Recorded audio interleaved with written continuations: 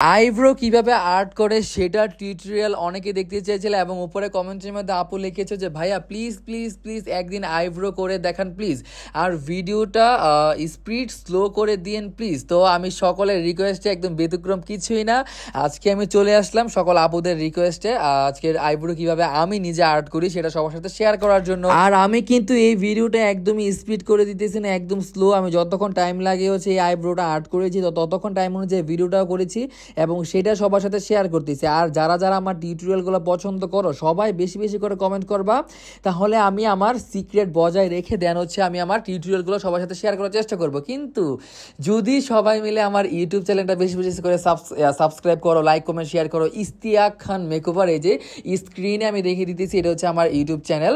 আমাদের হচ্ছে দুইটা ইউটিউব চ্যানেল, একটা হচ্ছে যে ইশতিয়াক খান, এই যে স্ক্রিনে দেখা যাচ্ছে, আর একটা হচ্ছে ইশতিয়াক খান মেকওভার।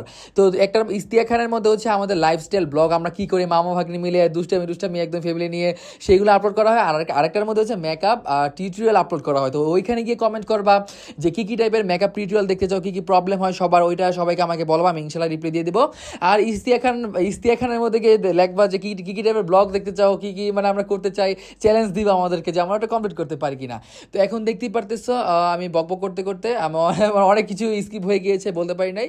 তো এখন হচ্ছে আইব্রোজ ক্ষেত্রে আমি বলে কিছু কথা, সেটা হচ্ছে যে আইব্রো যখন আমরা করে থাকি সেটা হচ্ছে যে তোমরা যখন ব্রু প্লাক ওয়ালা ফেসের মধ্যে যখন আমরা আইব্রো আর্ট করে থাকি, যেই প্রপার ফিনিশিংটা আসে মাশাল্লাহ, সেই ফিনিশিংটা কখনই হচ্ছে আমরা আইব্রো প্লাক ছাড়া যখন আমরা আর্ট করি, ব্রু প্লাক ছাড়া ওইখানের মধ্যে কিন্তু ওই ফিনিশিংটা কখনই আসে না। কিন্তু আসে, হ্যাঁ, যখন যাদের ব্রুটা পাতলা থাকে তখন, যখন অনেক ঘন থাকবে তখন ওটার মধ্যে আসার ফিনিশিং কখনোই পসিবল না।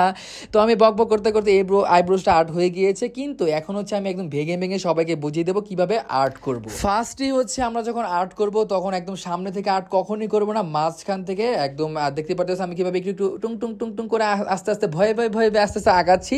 এইভাবে আগাবা। তারপর হচ্ছে একদম যাতে ব্রাশের মধ্যে বেশি প্রোডাক্ট অ্যাপ্লাই না হয়ে যায়, মানে বেশি প্রোডাক্ট নেওয়া যাতে না হয়ে যায়, ব্রাশের মধ্যে একদম নিচিপুচিভাবে নিবা, যাতে মানে ধরতে গেলে বুঝা যাতে না যায় মানে আমি নিছি প্রোডাক্ট, হ্যাঁ, এইভাবে নিয়ে আর্ট করতে হবে।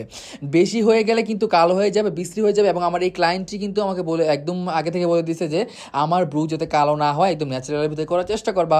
এবং দেখতে পারতেছো আমি পরে কিন্তু আবার একটু প্রোডাক্ট নিয়ে দেন হচ্ছে আমি আবার মাঝখান থেকে আর্ট করতেছি, একদম সুন্দর করে আস্তে আস্তে লাইন টেনে টেনে একদম স্লোলি আস্তে আস্তে করে আর্টটা করবা। আর আমি একটা কথা বলে থাকি, যারা নতুন আছো, যারা মেকআপ আর্টিস্টরা যারা নতুন আছো, তারা হচ্ছে কখনোই এত তাড়াহুড়ো করে কাজ করবা না, আস্তে আস্তে করবা, ইনশাল্লাহ ইমপ্রুভ হয়ে যাবে।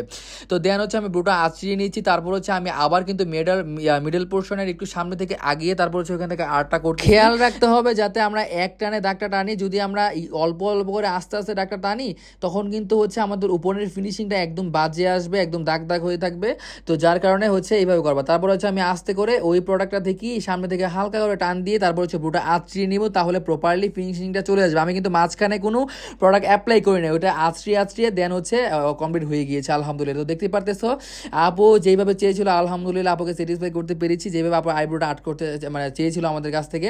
তো কমেন্টের মাধ্যমে জানাবা কেমন হয়েছিল। নতুন নতুন টিউটোরিয়াল দেখতে হলে পেজটাকে ফলো দিয়ে কমেন্টের মাধ্যমে জানাবা। আর আইব্রোসটা কেমন হচ্ছে কমেন্টের মাধ্যমে জানাবা। মাশাআল্লাহ লিখে যাবে কমেন্টে, নাহলে নজর লেগে যাবে।